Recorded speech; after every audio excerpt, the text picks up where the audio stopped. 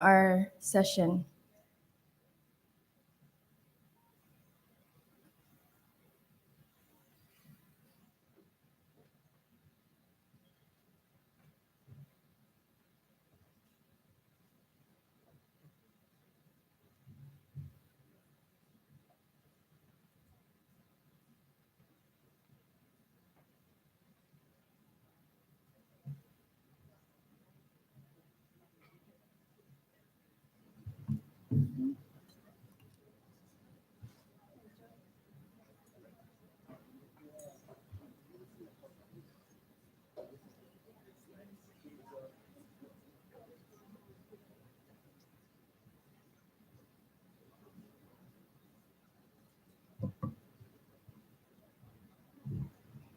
Good afternoon. In the interest of time, we will begin our plenary session 5.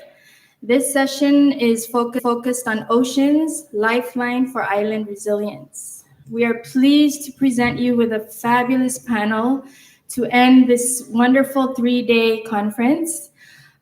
Today we have folks who work in various capacities around ocean resilience. I am your moderator for today, and my name is Madalsar Ngiraingas. I have to inform you that I am actually from the Republic of Palau, and the reason why I bring this up is everywhere I've gone here in the Philippines, people speak to me in Tagalog. Apparently, I'm quite flattered actually to be thought of as Filipina. However, I am a Palauan woman, born and raised, and here today with the honor of moderating this session. The ocean covers over 70% of the Earth's surface, and its health is vital to the survival of island economies and its people's livelihoods. When healthy, it offers rich marine biodiversity, is great for research, and offers sites for exploration. It can also be a place where research can generate best management practices to ensure its health, sustain economies, and livelihoods. Notwithstanding the risks exacerbated by climate change, such as sea level rise and strong weather events that cause storm surge and damage to coastal infrastructure, there is and will be a growing need to build resilience in various forms, including through private-public partnerships. Finally, our children depend on how responsible we are as the current custodians to this precious resource. The better we care for it now, the greater the benefit that our children will have for our ocean, and for them as future custodians for our ocean. This session will highlight views and experiences on the following: the role of ocean science and its implications for island resilience, the government's role in managing climate change impacts and ensuring the resiliency of ocean resources, the economy and its people's livelihood, the role of regional support agencies in supporting ocean-dependent island communities, and the role of public-private partnerships. And last but not least, we have youth practitioners from Micronesia who will share their perspective as young generations with potential solutions for our future. So I would like to begin by explaining the format of our session today. I will introduce each of our speakers who will then present their respective views on this topic. And then we will hold all questions until all speakers have presented, and we will open the floor to the audience for Q&A. So to start us off today, we are very excited to have with us Dr. Budi Marambi. He is a 30-year academic experienced in the Department of Crop Science at the University of Peradeniya. He's currently the chair of the National Experts Committee on Climate Change Adaptation in the Ministry of Mahaweli, Development and Environment. He's a member of the National Steering Committee on Thematic Area of Climate Change at the National Science Foundation of Sri Lanka. He is, and foremost, a professor and has been a formal member of the government delegation to the UNFCCC for the past 6 years. He's a well-published author and has provided expertise as a consultant to the World Bank, UNDP, FAO, and various other organizations on a variety of national and international issues related to agriculture. I would like to call upon Dr. Murambi to please provide his perspective.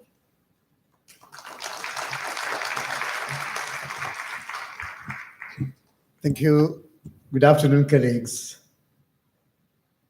Climate change is a challenge that we are always been facing at the global, national, sub-regional, and at household level as well. But talking to an August gathering like this at 2 p.m. is a bigger challenge. So I urge you to make sure your eyelids only will have those rhythmic movements, opening and shutting down, not beyond that. As introduced, I'm a Sri Lankan. I'm an islander, on the other hand. I show this figure every time where I go to everybody to let people know I come from a small island nation, right over there towards the southern tip of India. Nothing to do with India, though. And until I visited Palau 2 months ago, I thought we are a small island. 65,610 square kilometers, 21 million people. After going to Palau, I came to know that we are 142 times bigger than Palau, 1,000 times more population. All of a sudden, I have started feeling big. So with that mentality, I'm going to ensure that you go through 7 slides from now onwards to talk on the topic. But one word of caution. I'm not going to deep dive into ocean, although the title says that. I limit myself to the coastal region because I can't swim, truly. So I have to make sure I safeguard myself even during this presentation. Being an island nation is always good to see and good to know. Oops. Right, about the coastal economy of Sri Lanka. We are basically an agriculture country. The contribution of agriculture to the gross domestic product of Sri Lanka is about 6.9%, relatively low, but when you look at how it has gone with respect to development, it stands well over there, stands strong as well. But looking at the coastal economy is something important to understand why we are talking about the oceans, as well as to see why resilience in the oceans and coastal economies how the coastal economies and ocean contribute to the resilience of an island nation like Sri Lanka. Just look at this.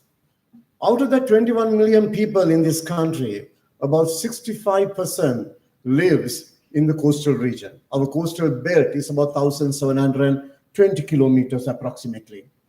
And we have an economic zone of 517,000 square kilometers, exclusive economic zone.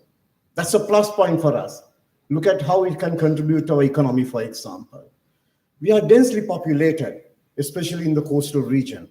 Majority of the industries are in the coastal region, including our business capital, Colombo. Tourism is a main important activity. Tourism is one such important segment in this whole discussion today as well. And 75% of the star-graded hotels and about 80% of the hotel rooms are found in the coastal belt. That itself speaks how important the coastal belt with respect to the livelihood of our people in this country. And more importantly, if you take the total tourism sector, it contributes to about 11% of the GDP. Now, this is where it stands right now. For example, taking tourism as an example, how oceans, how coastal regions, how their development helps us become a stronger economy in this country. And anything that's going to challenge this, anything that's going to affect this cannot be tolerated. And that's why climate change becomes a very important aspect when it comes to the coastal economy of the country, an island nation like Sri Lanka. That's one particular aspect. Science, climate change itself is a science, and ocean itself is a science on the other hand. To put everything in a nutshell, I'm borrowing a terminology given by the United Nations. We know that there's an underwater cultural heritage over there with the sea. I'm borrowing a word, as I told you a little while ago. When you take the coastal ecosystem, for example, in addition to the ocean, it's important to understand, ladies and gentlemen, in Sri Lanka, due to various activities, climate change is one important thing. We had a tsunami hit in Sri Lanka in 2004, 26 December, killing about 35,000 people out of its 21 million. That's already there right now. We have lost about 76% of the mangrove forest over the past 100 years. That's what the statistics says. Why this mangrove is important for us? The scientific research have very clearly stated that the impact of tsunami, for example, we leave the climate change scenario out for a moment, impact of tsunami has always been less in village areas where there was a thicket of mangroves at the time of tsunami struck Sri Lanka. And that's why mangroves become important. And that's why coastal ecosystems become important in our country. So if we are to take any adaptation measure, for example, to overcome any impact of climate change, it's important that we look at it carefully, study about it scientifically, have evidence-based policy making to support the marine as well as coastal ecosystems in our country, an island nation. This is what has been reported in the very recent past. Thanks to climate change, scientists have started reporting the corals, the limited coral reefs that we have in our country, a tourist attraction, has been affected dramatically. There's mass bleaching of coral reefs that have been reported in our country, and the government has come into immediate action to make sure this will not continue in the future. We are now going through a slogan, for example, protecting the rainforests of the sea in Sri Lanka, where the government has taken enough and adequate measures to make sure whatever the damage that take place or being caused by climate change to the precious coral reefs that we have in our ocean ecosystem will be mitigated to the best possible extent. That's one government intervention, thanks to them, which is moving forward. And Sri Lanka in 2015 became the first country to protect all the mangrove ecosystems that it has. We have about 15,600 hectares of mangroves, roughly, based on the estimates made in 2010. And Sri Lanka has taken every measure to make sure these mangrove ecosystems are protected for future generations. Climate change or anything else should not affect that. It will, but you have to make sure the damages are minimized to the best possible extent. That's what we have been doing in the past.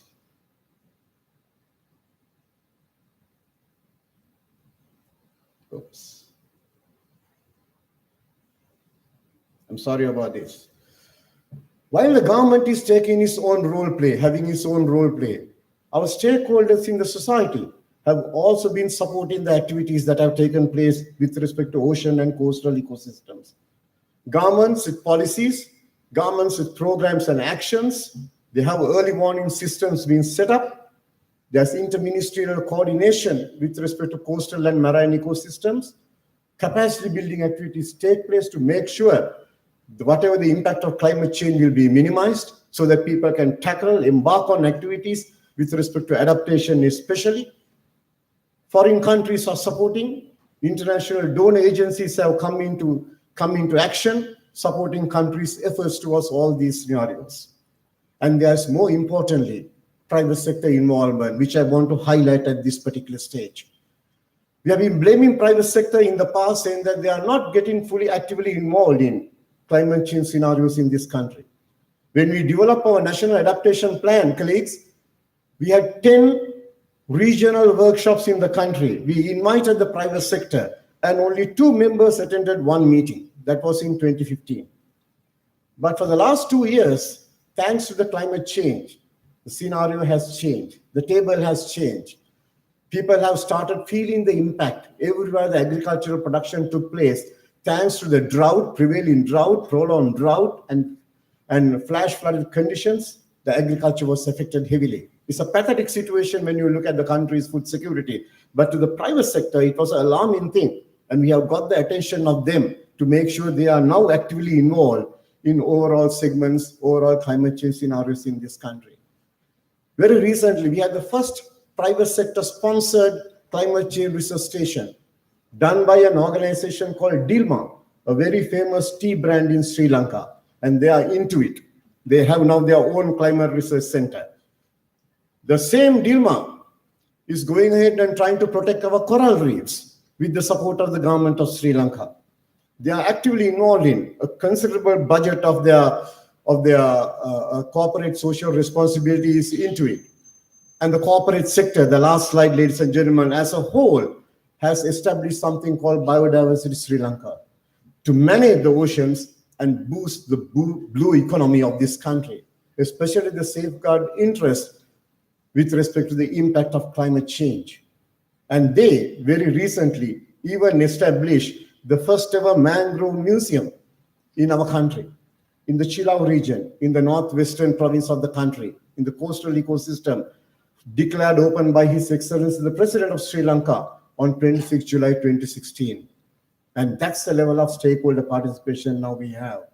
To make sure people are aware, to educate communities, to support communities, with the government, with the private sector coming on board, and academia and the scientists providing the scientific evidence to make sure the policy making will be done to safeguard the interests of the ocean and the coastal ecosystems with respect to climate change. Let me remain with that short remark. Thank you very much.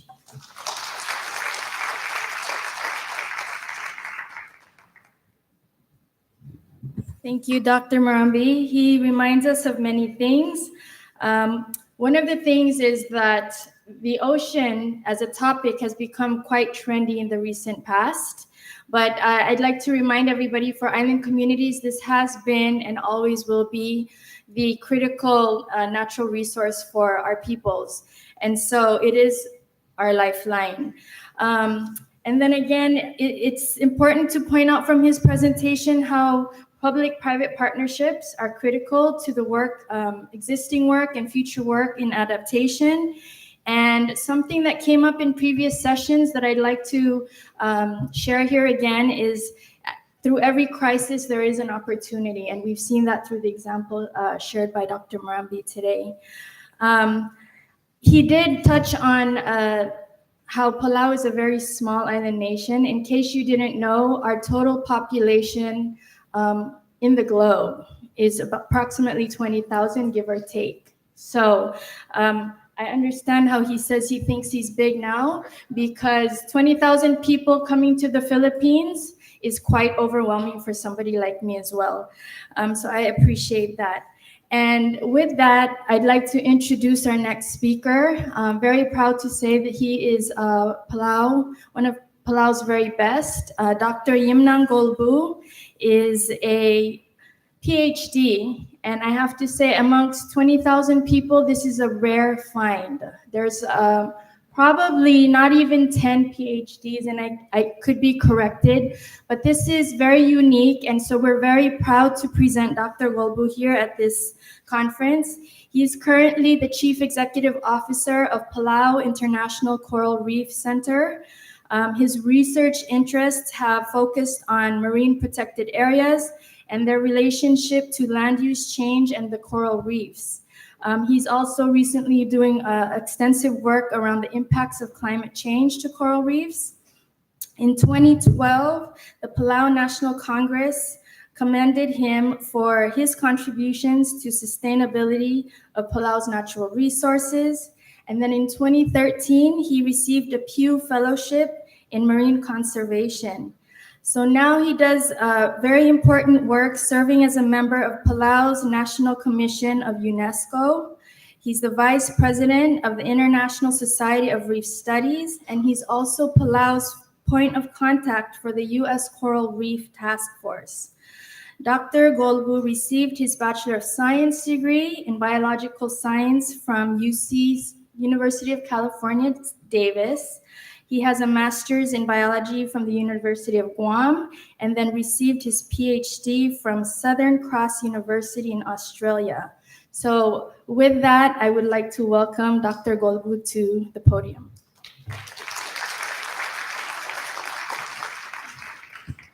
Thank you, Madam Sara. I always feel bad when the introduction is longer than the actual talk. But it is an honor for me to be here with you today to talk to you about the role of science and how it contributes to coral reef adaptation. As Madam Sara said, I am from Palau, a small island in the Western Pacific, an island that is surrounded by beautiful coral reefs. These coral reefs have provided generations of Palauans important resources and ecological services, such as wave protection. And our beautiful, iconic rock islands are made from coral reefs. In recent time, coral reefs has become the main contributor to our economy. Over 86% of the visitors who come to Palau come to dive and snorkel in our coral reefs. So we have a beautiful island and we have nice people, but it's not the people in Palau who attract the tourists to our island. It's our beautiful coral reefs. And yet, in spite of the importance of our coral reefs, they are facing numerous threats. And among the biggest threats is the threat from climate change. And when we look at threats from climate change, there are two big threats that our coral reefs are facing. One is the issue of ocean acidification. And the impact of ocean acidification on coral reefs has been documented in many, many laboratory studies around the world. And then recently, with the discovery of these carbon dioxide vents underwater, scientists have been able to document what the reefs would look like at the end of this century, because the acidity around these carbon dioxide vents is the same as what is predicted for the end of this century. And the results from this study show that there are fewer corals, there are fewer diversity in these vents, and there are fewer calcifying organisms around these vents. The same effect on temperature stress, on global warming. The corals, as has been mentioned by the previous speaker, bleach.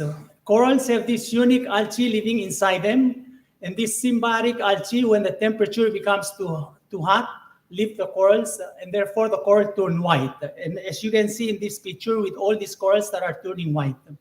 And most of these corals would eventually die of starvation, because the corals depend on this algae to make food for them. So these are the two biggest threats facing corals in terms of climate change. And about 1/3 of the world coral reefs have already been destroyed because of higher temperatures. But is this the same everywhere? Or are there exceptions? Or can we find climate change refugia? And some of the studies that we've been conducting in Palau shows that there are special places that is able to tolerate these harsh conditions of climate change. In 2010, because of the El Nino, temperatures around Palau rose by about 1.5 degrees higher for several weeks. And because of this increase in just 1.5 degrees in temperature, we experienced coral bleaching throughout the whole islands. So these pictures you see here is the impact of that bleaching event in 2010. The picture on the left show the map of Palau, and it's color-coded to show the temperatures. The red and the yellow colors on this map show areas where the temperature was really high. And if you look at the figure on the right, it's the same map of Palau, but it shows areas where there was coral bleaching. And the areas in the blue and the light blue are areas that did not have bleaching or very little bleaching, and the areas in the red and yellow had a lot of bleaching. And if you look at these two figures, you could see that there were areas that had really high temperatures, and yet the corals were able to survive and did not bleach. And similarly, we have found these special places in Palau, these bays that have lower pH. And the pH that we find in this bays is the same that we find in the underwater carbon dioxide vents. And this is also the pH that is predicted for most reefs at the end of this century. And yet, in contrast to those carbon dioxide vents, we have very healthy and diverse coral communities in this space. So these corals that is living in this special environment have figured out a way of how to survive the lower pH condition, and other corals have figured out a way how to survive higher temperatures. So what do we do with this information? One of the ways that one of the efforts that Palau has taken to conserve its marine resources is to establish a network of marine protected areas. And on this map of Palau, you see the yellow dots. Those are the existing protected areas network sites. And we have conducted connectivity studies using hydrodynamic modeling to show how well connected are these marine protected areas and how well connected are all the reefs around the island. So in these figures, and we did the modeling for corals and for fish because they're different. With fish have a longer time in the water, the larvae have longer time in the water, and so they're more well connected. So if you look at these figures, the red areas in this map show the connection between the different areas. So as you can see, we still have some places in Palau up north and down south that is not connected in this network. And so to help improve the resilience of our coral reefs, we need to establish more sites in this area to allow better connectivity. And the reason why connectivity is important is because we have these special resilient sites or these refugia that if we have future bleaching event, they'll be able to see the other areas that do not have the resilient corals. And then one of the work that we're starting to do is to try to grow resilient corals. So if we identify these special corals that can tolerate higher temperature, and if we breed these corals and then try to grow the baby corals, we can use those corals for restoration or for reef habilitation. And if we have future temperature stress, these corals might be able to survive. And then once they grow, they can reproduce and produce larvae and babies that will seed other areas. So I think for a small island, but with a lot of unique habitats, we have discovered these amazing places and these amazing corals that seems to be doing something that we do not expect, that they're the exceptions. And so the important thing for us to do is how do we take this information and how do we turn that information into management actions and into policies that can help improve the resilience of our reefs. And it is important that in order for our coral reefs to continue to persist and be sustainable and to be able to provide those important resources and ecological services that people of Palau have been dependent on for generations, we need to make sure that we take the science and we continue to collect information, but we should not stop there, that we should put those information into action to help us manage our coral reefs and our resources, especially in response to the threat from climate change. Thank you very much.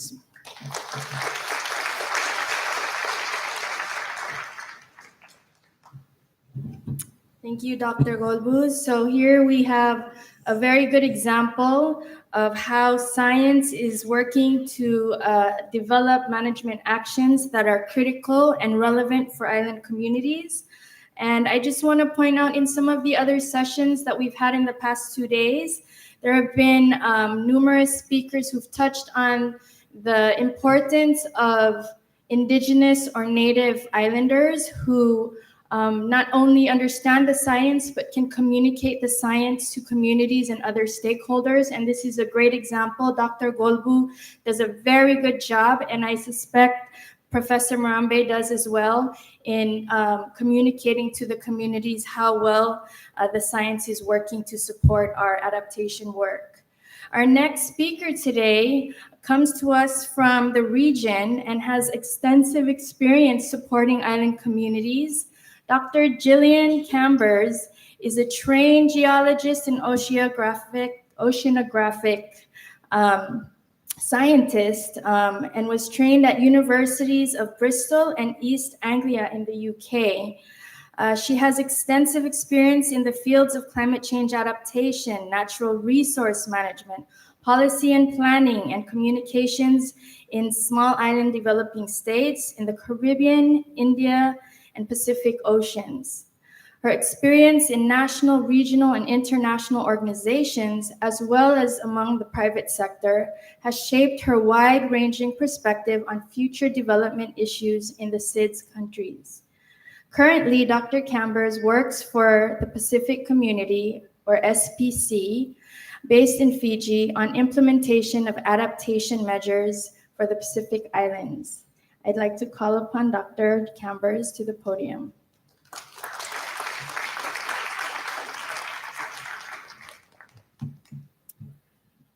Good afternoon, everyone. I would first of all like to start by thanking Palau, or my colleagues from Palau, for inviting me to be part of this panel. It's a big honor for myself and for the Pacific community. I represent the Pacific community, which is a large regional organization with its headquarters in Fiji and New Caledonia. And we work across the Pacific with the 22 Pacific Island countries and territories, right across the South Pacific and across the North Pacific, from the east of the Philippines to west of Hawaii. So basically, ocean resilience is our business. It's our core business. The vision of our organization, the Pacific Community, is for an area of peace, security, harmony, social inclusion, and prosperity, so that all Pacific people can lead a free, healthy, productive life. So having said that, we're a big regional organization, and I'm just going to pull out 5 areas where we work that contribute to ocean resilience. They're not all we do that contributes to ocean resilience, but they're probably the ones I feel most comfortable talking about. But first of all, having said that, the Pacific people are at the core of everything we do. They're the reason we're there. They're our ultimate focus through all the technical and scientific and development work we do. So the first area I'd just like to touch on that the Pacific community is engaged in relates to sea level monitoring. For the islands of the Pacific, where most people live on the coastal areas and some live on the small atolls with nothing higher than 3 meters above sea level, the level of the ocean, whether it rises by a centimeter or 10, is of huge importance. In addition, in order to understand what's going to happen in the future, we need to understand the past. In order to validate our mathematical climate projection models, we need the data from the past in order to calibrate and validate them. So basically, with the help particularly of the Australian government, we now have more than 20 years data for the Pacific Island countries on sea level rise. With the use of state-of-the-art tide gauges, we work with the countries to maintain, monitor, calibrate them, and also establish a data portal. In addition, we work with the surveying teams to undertake geodetic surveying so that we know whether the land's moving up or down and establish absolute sea level. This is one of our most important areas of work, and we combine it with knowledge products such as tide calendars for the countries. We work particularly on a portal of the information and, of course, always training and capacity building. In this, we work closely with our partner organization, or one of our partner organizations, the Environmental Agency for the region, the Secretariat of the Pacific Regional Environment Program, SPREP, who, with the Pacific Met Council, do the same thing for the climate.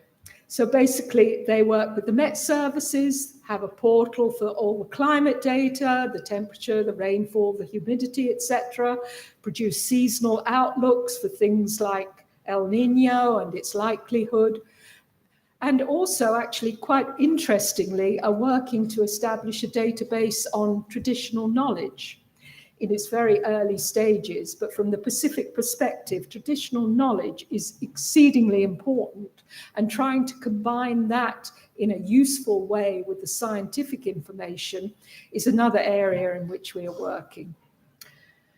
So let's look very briefly at a second area that we're working in, and that relates to maritime boundaries. Well, you might think that's rather a dry subject, and sometimes I do, but actually it's very important in the Pacific Island countries. I believe there's more than 49 overlapping exclusive economic zones. And countries need to know where their boundaries are to manage their resources, fisheries surveillance and enforcement. So we work with the countries, particularly on the detailed mapping of the boundaries, and to support them in the negotiations to actually establish and finalize where their boundaries are. A third area in which we are working in the area of ocean resilience is in maritime transport. Emissions from ocean shipping have been established as a significant greenhouse emission. And so we're working with them, particularly in the areas of energy efficiency and also in marine safety. Coming now to another area that's not been much talked about, and that's sustainable deep sea mining. Some of us might say, why are we talking about this? But it's another part of ocean resilience. It could actually be a part of what we're talking about, the blue economy. In the Pacific Island countries, it's been little developed to date, but obviously from the economic potential, it's exceedingly interesting to most of the countries. So SPC is a regional organization. We're working to put together a sort of framework agreement so that these deep sea mineral resources can be managed sustainably and managed well for the benefit of all. And then the fifth area I'd just like to mention is fisheries. Of course, this is one of the most important areas, again, for a blue economy. And we're working particularly with nearshore fisheries and deep sea fisheries. Nearshore fisheries, the source of most protein for Pacific Islands peoples, so exceedingly important, but undergoing severe decline in many areas as a result of overfishing, reef degradation, pollution, and of course, the already happening stresses of increased sea level temperatures, ocean acidification, and bleaching. So we're working with them on the data side, the countries on the data side and the management side to actually improve this downward trend. Similarly with our deep sea resources, which are hugely important for many of our countries' economies, tuna, management of the tuna stocks, and how they're going to move with climate change and the movement of the warm pool. And when I say we here, Pacific Ocean is vast. I'm not just talking about the organization I work with, SPC. In many cases, the Pacific regional organizations and or other organizations collaborate together. So for instance, there's been a new 45 million euro partnership signed between 6 Pacific and international organizations and the EU for the better management of fisheries. So in so many ways, we have to work together. The Pacific is vast, water moves, and the only way we can really work to make it a resilient Pacific is in a combined effort with all the countries and all the organizations. And in closing, I'd just like to close on a personal note. As a student in the 1970s, the first pictures of Earth from space, as you see here, emerged. They've been around in the scientific community for probably a couple of decades, but in the general public, they were new. They were exciting. And what did they show? They showed a beautiful planet. They showed a wonderful, intact, one wonderful system. And the beauty just blowed me away. I can still look at the picture and it still blows me away for its beauty. The blue planet. And as back then and as now, it continues to inspire me to work with everyone, to conserve it, and to use it wisely. Thank you very much.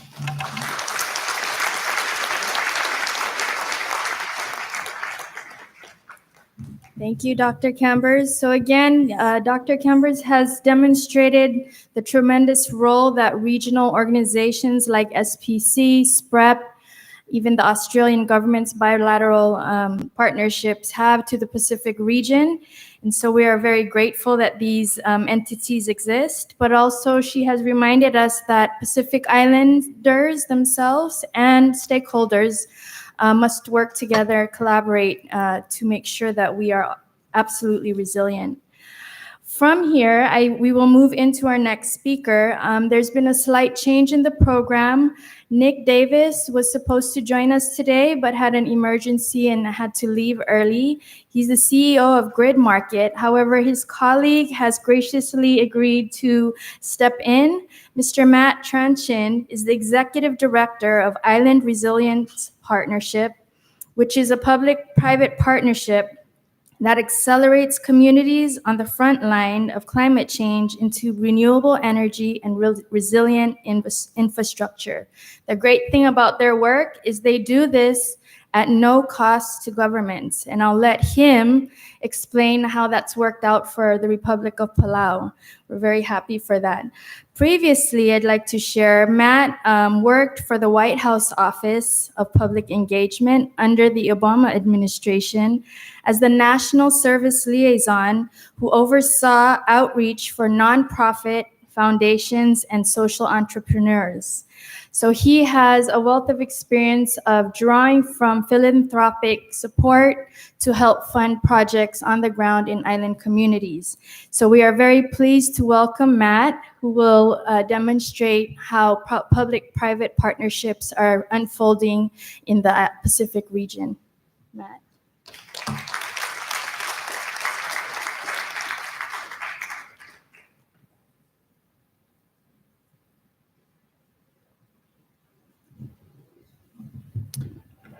Good afternoon.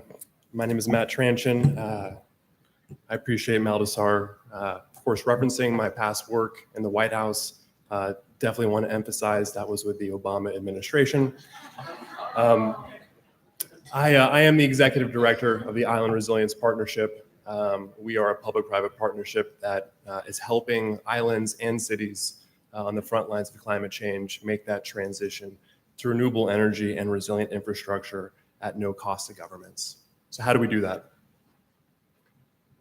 Our platform is built on Grid Market. Grid Market is an artificial intelligence company that is changing the global landscape of energy around the world.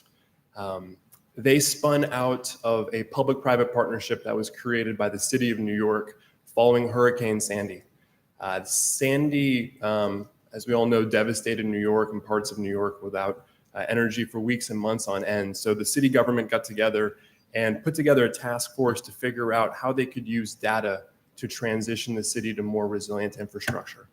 And so Nick Davis, the CEO, was brought in, and with the task force, he was given all of the city's municipal data, all of the state data, and all of the utility data to essentially create a predictive platform that automated renewable energy and microgrid projects, building by building, block by block, neighborhood by neighborhood for the entire city of New York.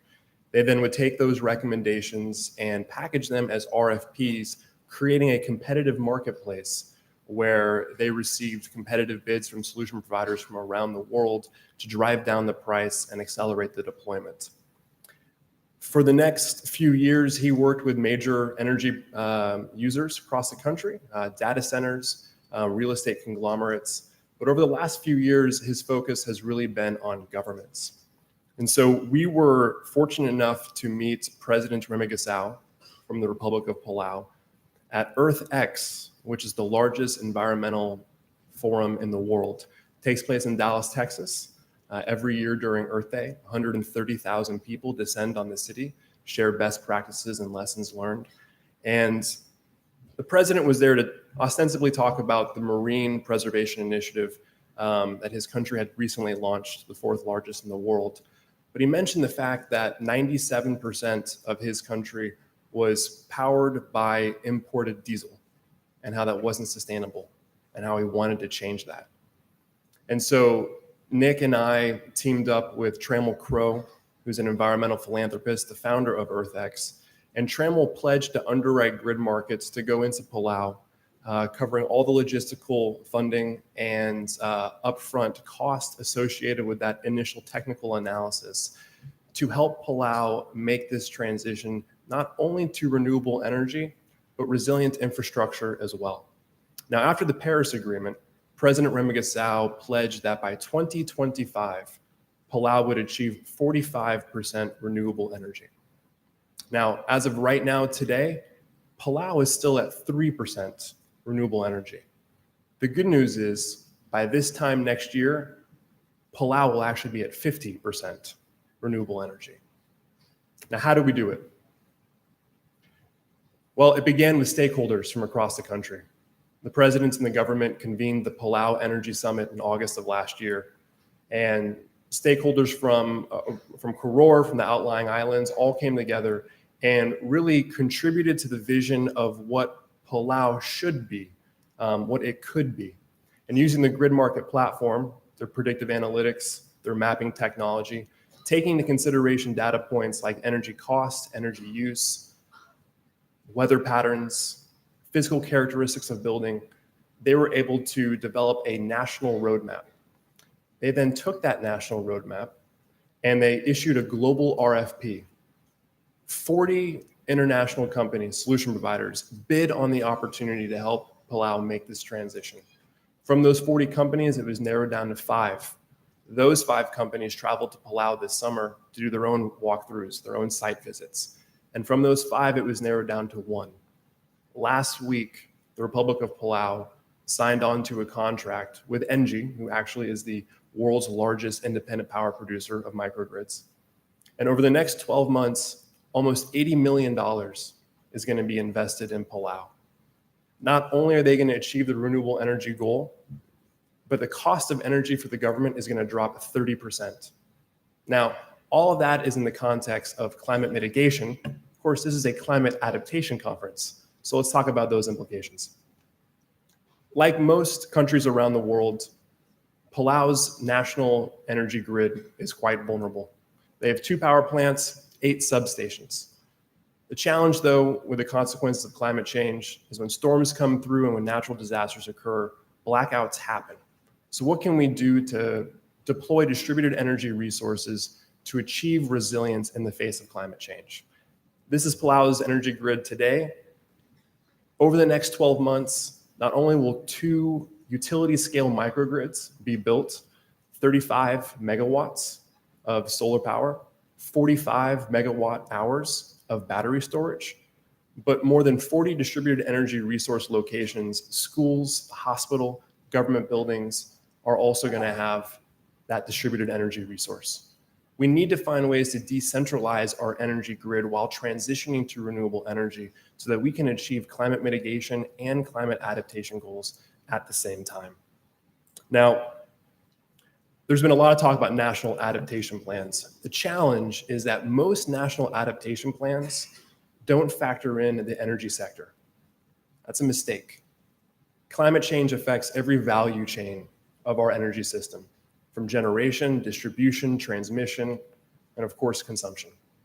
We have to find ways to create an environment, a financial environment, that allows us to achieve climate adaptation goals through investment that can currently allow us to achieve our climate mitigation goals as well.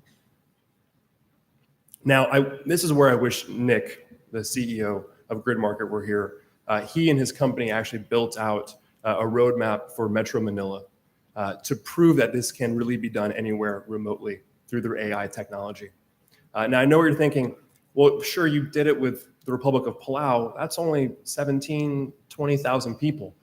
Can you prove the model for larger cities? It's worth remembering this model was built in New York City. And in fact, the more populous an area, the more significant the savings and the greater the financial opportunity. The marketplace is there. The private sector is hungry for investment opportunities because in the last couple years, we have seen the cost curve of renewable energy not only compete with fossil fuels, but outcompete them. Renewable energy is subject to manufacturing economics. The more you produce, the less expensive it becomes. Its competition, fossil fuels, is subject to resource economics. The more you use, the more expensive it becomes. The world is already transitioning to renewable energy and resilient infrastructure. The problem is it's not happening at the speed or the scale required to get us below that 1.5 degree threshold and restructure our economies and our infrastructure to withstand the effects of climate change. That's what the Island Resilience Partnership does. We help governments through the grid market platform identify the what, where, and how. What technology is required? Where can distributed energy resources be allocated? How can technology be integrated? We know why this is important. But once we have these comprehensive national roadmaps, through Grid Market's competitive marketplace, we can also determine the who.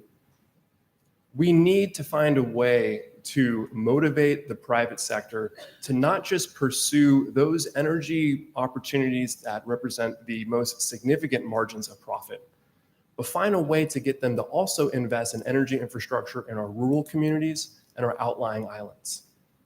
That's why when you look at how Palau is achieving this energy transition, they are finding ways to not just address the energy needs of Koror, but the entire country.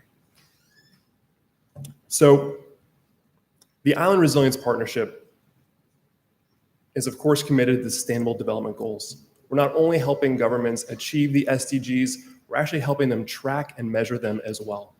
Now, I think most people here know that the SDGs are really built on the 3 dimensions of Sustainable Development Goals: environmental, social, and economic.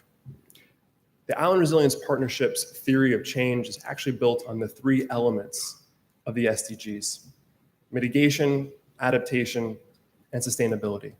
Now, I've been fortunate enough to witness some incredible panels and some really insightful panelists.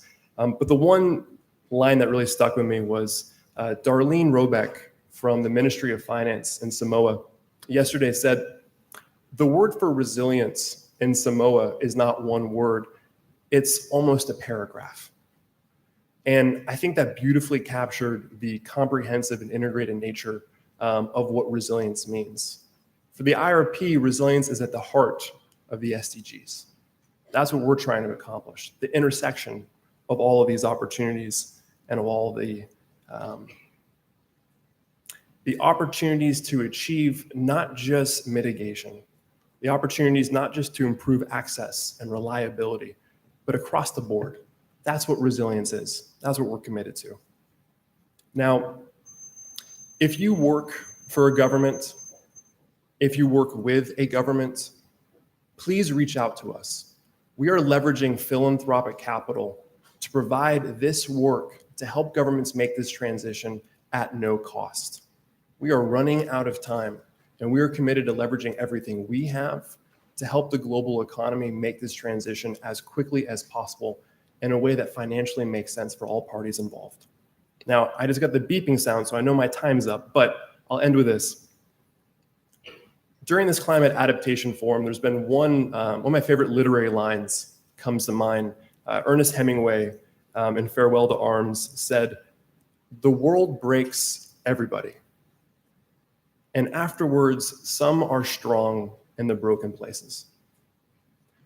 Climate change consequences are inevitable. Natural disasters will come, storms will hit. The opportunity is to build back stronger than we were before. built on clean energy in a way that reduces the cost of energy for those on the front lines of climate change, to improve access, to increase the reliability of our energy. That is the commitment of the Island Resilience Partnership, and that is the power of Grid Market. We hope you join us.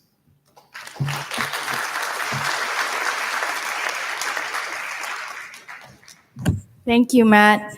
So in previous sessions, people were looking for solutions. Here is one solution we have seen from the private sector.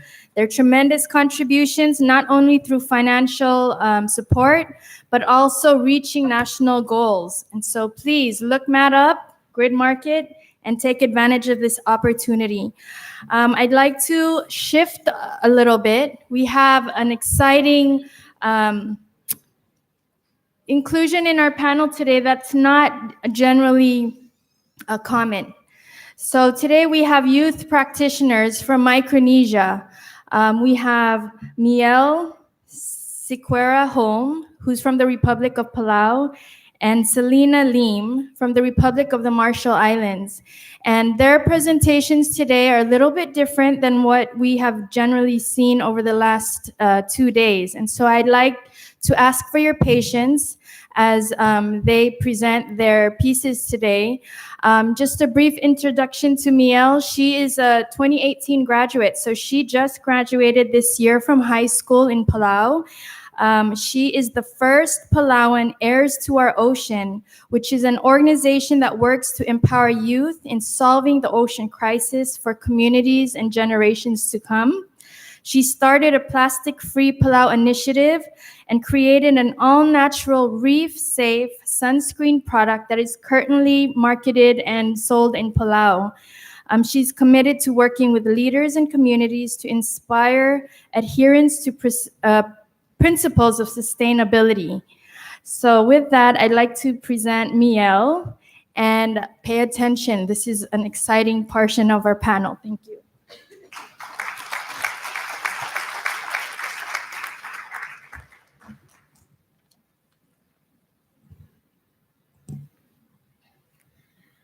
So I want you all to take a deep breath with me. Every other breath we take is gifted to us by the ocean. The ocean keeps us alive. Sure, it's especially vital for islands, but I just wanted to make the point that it is vital for all countries and all life on Earth for many, many reasons. All of the issues around oceans are really issues about broader sustainability and the need to transform how we live. Heirs to Our Oceans is a global movement of youth who are supported by adults to learn and take the ocean crisis into their own hands.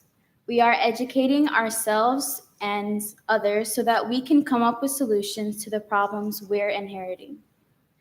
During my junior year in high school, I was really inspired when some of the founding heirs from San Francisco came to Palau in December of 2016. And after seeing those students present, they were about 10 and 11-year-olds at the time. They were so articulate and confident and passionate about the oceans. And they knew complex issues like ocean acidification, and I was really blown away.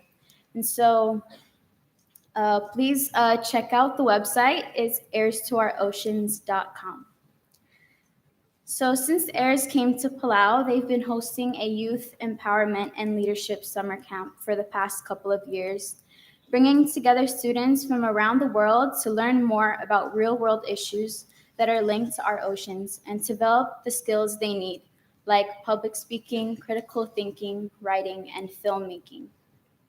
The campers are put into groups around different issues, and they work together to make a short film by the end of camp.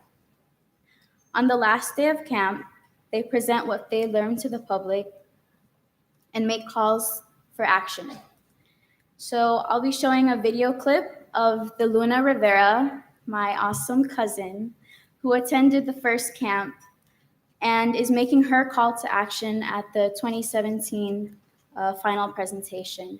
And here she's asking for individuals and especially for the adults in the audience to take action now for their kids and their grandkids. Her messages in this clip I felt were really relevant and were perfect for this forum and this panel on oceans being our lifeline for resilience for islanders. After that video clip, I'll show the short film that her team created at camp, which ended up winning several awards at various film festivals. And through this video, you can see a good example of the kind of education reform I'm talking about. When young people are encouraged and given the time and space to really learn about issues and process solutions in a creative way, it makes it fun. And so this really helps to create the passion needed to maintain it, and this sort of nurtures that sense of responsibility and their wanting to be further engaged. Again, this is the kind of education reform that is so desperately needed for my generation and our future generations. So I hope you enjoy the videos. Thank you. We hope to win people's hearts to change their minds, which will then change their actions, and then will hopefully make our oceans better. And the third reason was, let me just start with the story. So on the second night of camp, we watched this movie called A Plastic Ocean. And in this movie starred a free diver and ocean conservationist, Tanya Streeter. Now, Tanya Streeter grew up like a lot of us did. The ocean was her backyard. She spent hours swimming, she spent hours looking at the coral reefs, looking at the fish, just like I know we all did. In here, we did that. Not only did we look at the fish, but we caught the fish. We used it for our food. It's our way of life. We're islanders. That's how we're supposed to live. We can't call ourselves an islander if we don't have an ocean. And a lot of things stood out to me while watching this movie, A Plastic Ocean. It's crazy how much plastic there is in the ocean. It's everywhere. It's in the fish you eat. It's in the ocean you swim. It's just, there's too much of it. But the one thing that hit me the most was when Tanya Streeter was on an interview and she was holding her newborn baby in her arms. And then she told the person who interviewed her, she said, "I'll be just as worried about my children when they're in their 70s and 80s and I'm long gone. I'll still want them to be healthy and certainly not suffering the effects of decisions that I made." When she said that, I really felt it because I realized that I want children and I don't want my children to be suffering the effects of decisions that I made. I don't want them to be suffering the effects of actions that I could have taken, but I didn't do. We all realized that while watching the movie. So tonight, all of us here, we are standing here or sitting here, and we're here as your children. And here, we always have to ask our parents for permission. That's just how it is. We're your children, you're our parents. And tonight, we are really, really asking for your permission. Not for permission to go out, have fun with our friends, but for permission for something else. We're asking you to listen to us. As your children, tonight, we're asking you to make change, to make new decisions for our children and future generations to come. Because I love the ocean, and I know we all do. And I don't see change happening. I don't see good change happening. We don't see good change happening. We only see bad change happening. And that needs to end now. And we need decisions made now. Not tomorrow, not in a week, not sometime in November. But we want change, and we're begging for change tonight.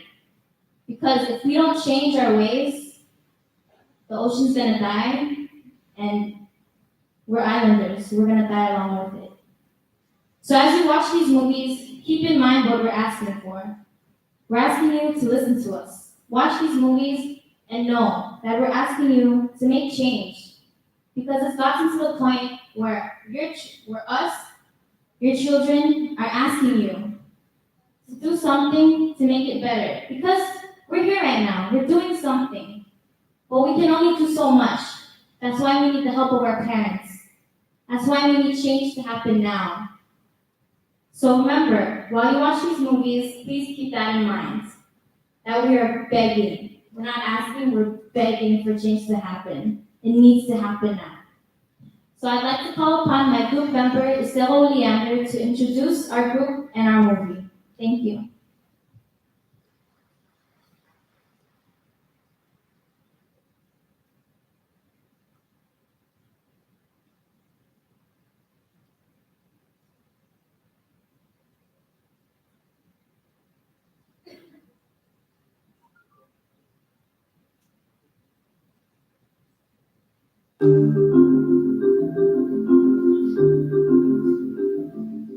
Palau has many islands and is surrounded by a beautiful, pristine ocean.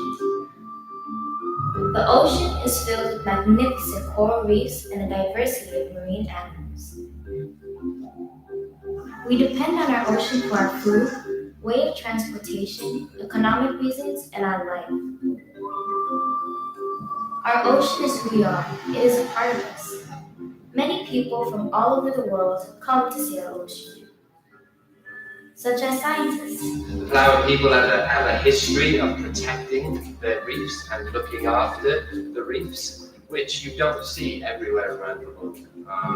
And it is some of the most pristine habitat anywhere in the world. Unfortunately, our waters are not as pristine as they used to be. It is dying. We all see it happening.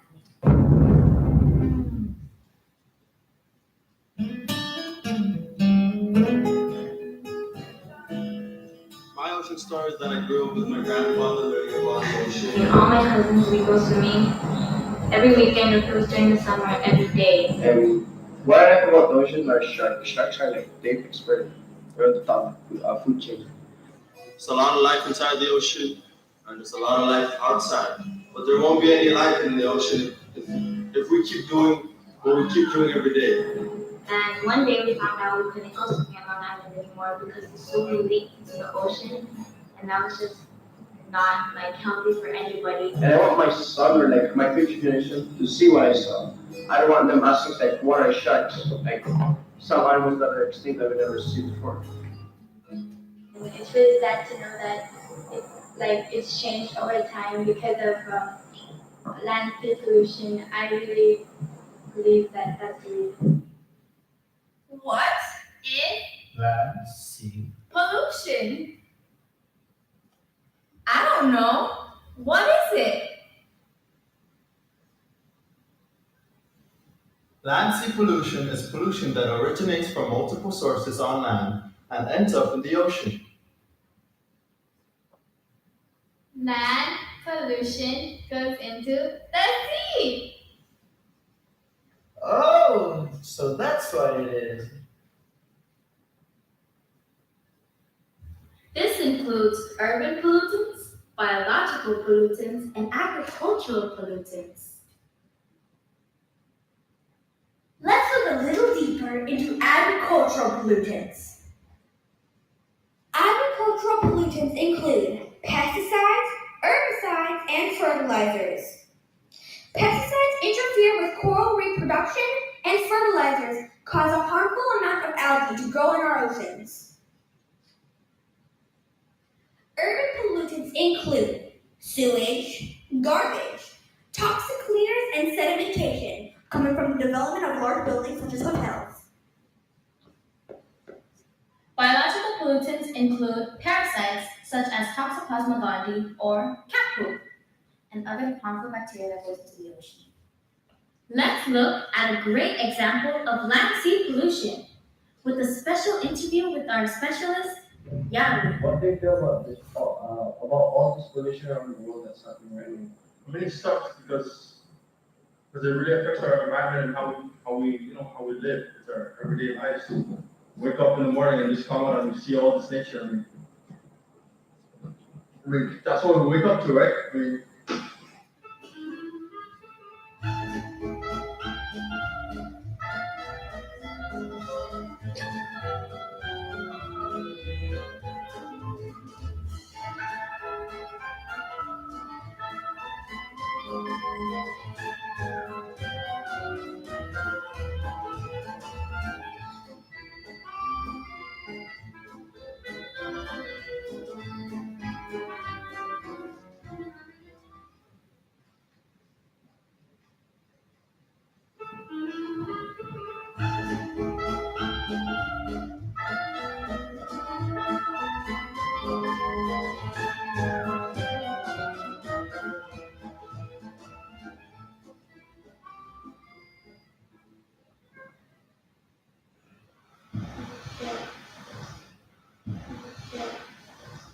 Palau's waters are suffering, and it is time for us to take action, and that starts with our everyday lives.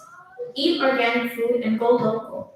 Reduce the use of single-use plastics in your everyday lives and use reusable bottles, bags, and utensils. Cut out using toxic cleaners such as bleach in your homes. Talk to local congresspersons to sponsor bills that protect our oceans. Fighting for our oceans starts with you and you alone. If we can all work together, our ocean stands a chance. We need your help. We need the world to help. Aye.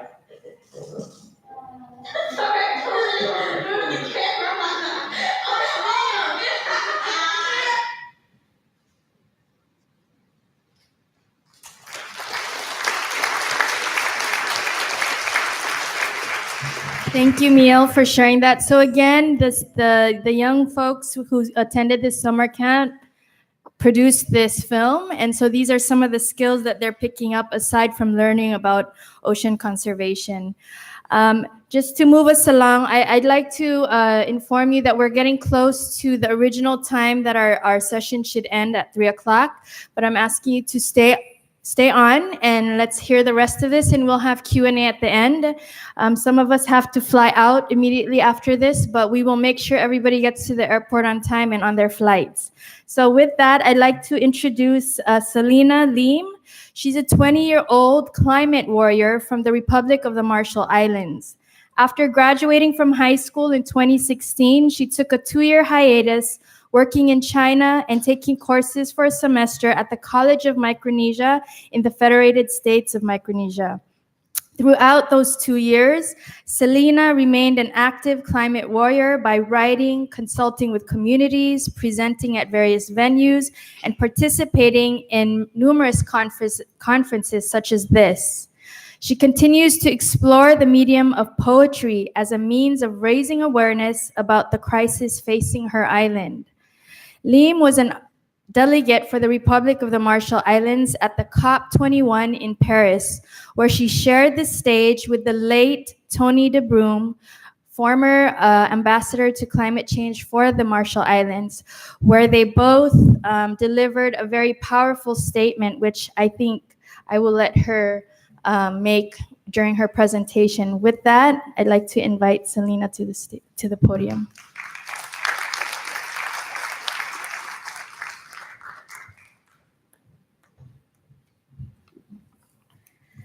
Yahweh, good afternoon. Good afternoon. Thank you for that warm welcome.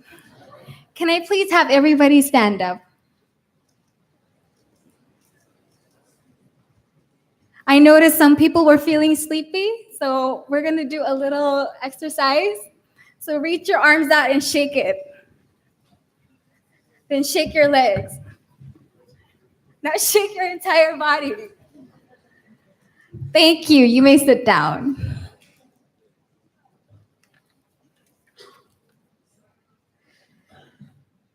As a child, my grandpa quite seriously told me God will punish me for misbehaving by melting the north and south ice, causing sea level rise and plunging our islands deep into the ocean.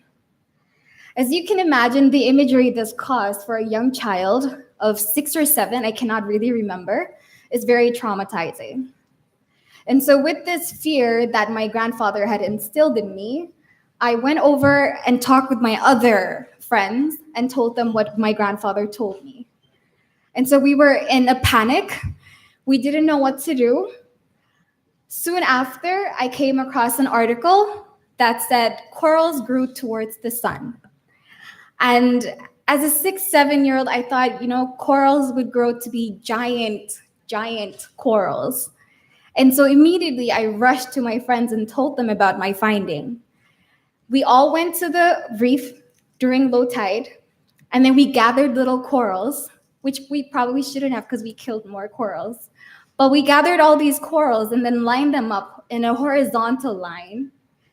And every single day after that day, we went and checked on these corals. Have the waves moved them? How much have they grown? Because to us, these corals would grow into very giant, giant corals that would protect our island from the sea level rising. Fast forward to now, I'm here in this forum, and I'm joined by other amazing and very diverse group of sailors from many parts of the Pacific and also other parts of the world. All of us are on this stage or on a wallop, an outrigger canoe. You see, our forefathers of Pacific Islanders were one of the best sailors in the world. All of this through wayfinding, meaning the use of stars, the use of the clouds, the use of the currents, and living creatures. Once I was asked, how do you see your audience? Immediately I said, birds. They are birds. Because to our sailors, to our voyagers back then, birds meant life, it meant hope, it signified that land was near. And in this stage that I'm sharing with all these other amazing sailors, we're sailing this canoe. And all of us in here, you, the audience, some of you are our currents, some of you are our clouds, some of you are the weather, and some of you are our birds. Because to tackle this issue, climate change, it requires collaborative effort. So we can all sail this boat, but we cannot do much without the rest of you. Right now, what I've prepared for today is a poem called More Than Just a Blue Passport. I wrote this 2 years ago in an arts camp when, after becoming more involved in the issue of climate change and learning all the other injustice that we Marshallese have faced, there was a lot of anger and a lot of fear that I had within me. But every time I was invited to go speak on stage, I cannot yell. I cannot show my anger. Sometimes when I cry, it makes people uncomfortable. And so people tend to turn their heads away if they see this vulnerable that I usually showcase, especially in this issue that I'm extremely passionate about as it concerns my home island.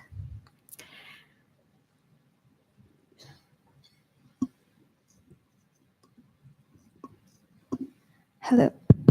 Okay.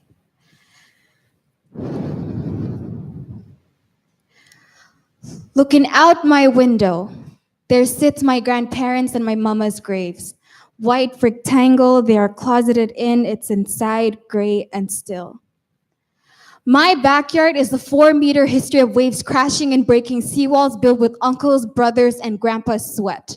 That 1 great wall 2 meters high, my family's only protection from the water, made a mockery as the water has risen level with the land and spilled over human debris, weaving a remnant, a reminder of human beings' greediness. To the developed countries, to the advanced nations, you think you know us, but you know nothing, nothing at all. Should I tell you what is happening in my backyard? What is that? You think you already know? You think you know better? No, no, no. You have no say. You have had yours when the man from the military said testing nuclear weapons, 67 of them on tiny strips of land with many parts barely a meter above sea level is for the good of mankind and to end all world wars. How many wars have ended now due to nuclear weapons? How many? How many innocent lives killed? Remember March 1st, 1954, when they dropped the Bravo bomb? Bravo! Bravo! Ever famous for leaving their mark behind like the mark on my home. The Marshall Islands is now a wary mother of a dome, all from the bombing for the good of mankind. With a sign that said, do not return for 25,000 years. It has been 63 years. We have 24,936 years left until we can go back home to ruin it. But now the waters have washed this sign away, eroding parts of this dome, cracking it, leaking harmful radiations out into the open. So foreign men who visited the dome to study it say the outside is more contaminated than the inside. And they leave again with numbers and calculations, no solutions, not a thought for us. Foreign men, do you think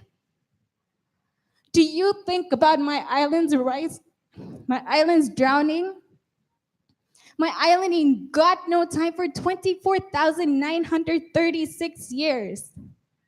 Scientists have predicted by 2050, we are no more. No more. 2018, I am here. My island's got 32 years left. 32.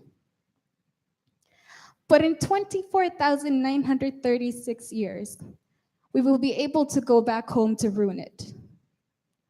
How far do you think she will be underwater? Looking out into horizons of waves, angry, a boo-boo sits on her 10-inch high bed. She looks at me, sadness and confusion in her eyes. What is wrong with our islands? I don't ever remember seeing it like this. It hits me, she does not know.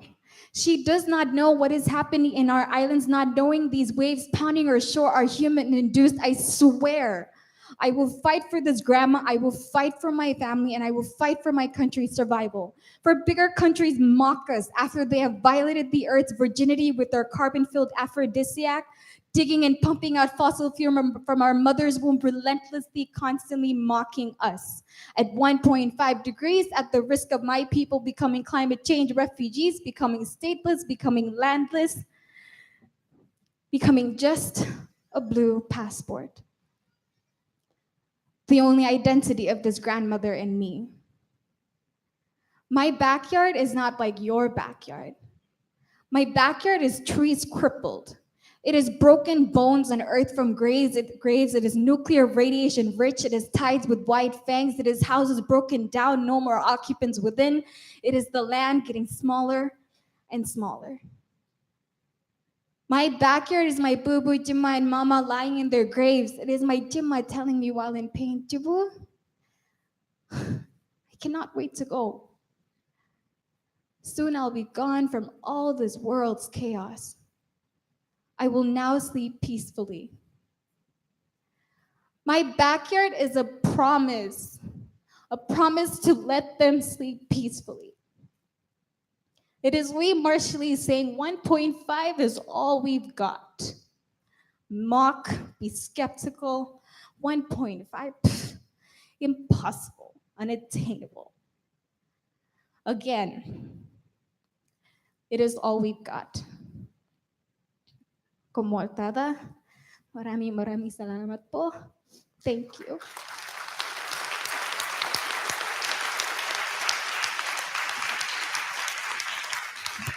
Thank you, Selena, for that powerful poem. With this, since we've gone over time, I just would like to remind us of how the youth, through their creativity, can contribute a tremendous amount of knowledge towards adaptation efforts globally. So I'd like to open the floor to questions or comments. We won't take very many because we have a following session, sort of our closing session. And so if anybody would like to pose a question, kindly come up to the microphones here in the middle and pose your question and identify who you are and what organization represent.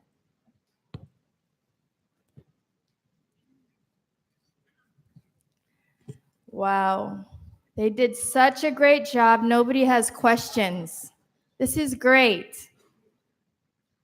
I'm gonna do a last call, and if I don't see anybody getting up, I'm going to sort of summarize what we've heard here today, and then we will all make our way through the next part of our day. Great. So again, I would like to thank our panelists here who have demonstrated the various ways in which science, private sector contributions, regional efforts, and youth perspectives are all coming together to help us take action towards adaptation in our region and globally.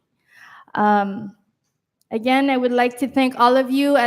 This is the third day, the last session. You've all managed to come here and listen to these speakers and hear about the wonderful things that are happening on the ground.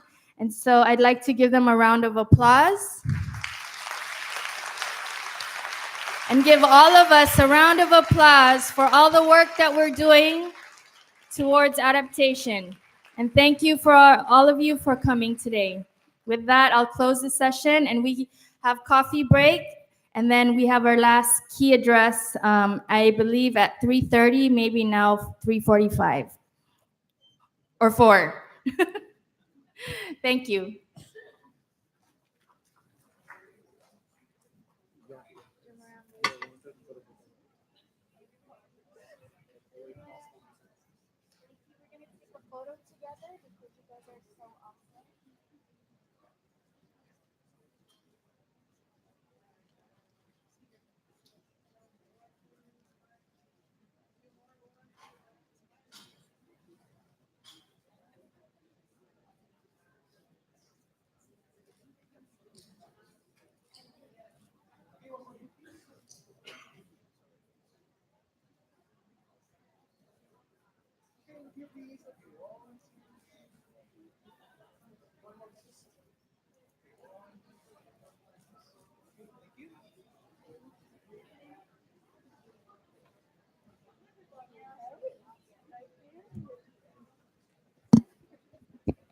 Hope to see you soon.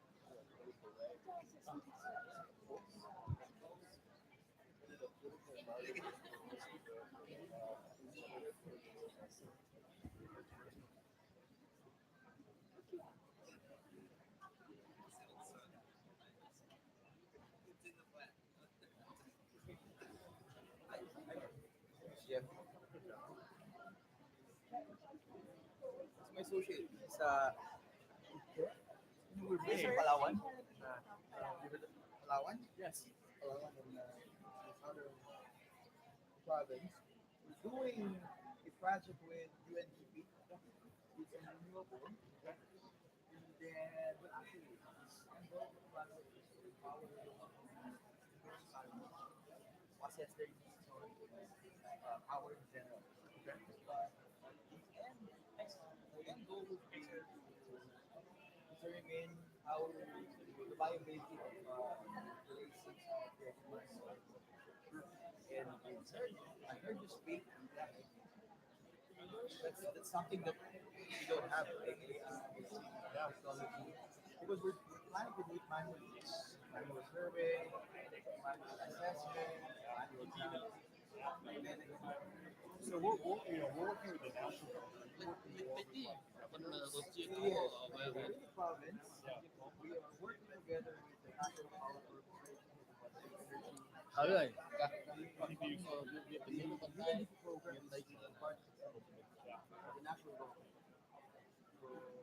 Yeah, no, well, yeah, no, that's really exciting. We're doing an event with UNDP, and actually, I got confused because I saw Palau. Forgive me, my first thought was like, hold on, we're working with the entire country, Palau. That's what, yeah.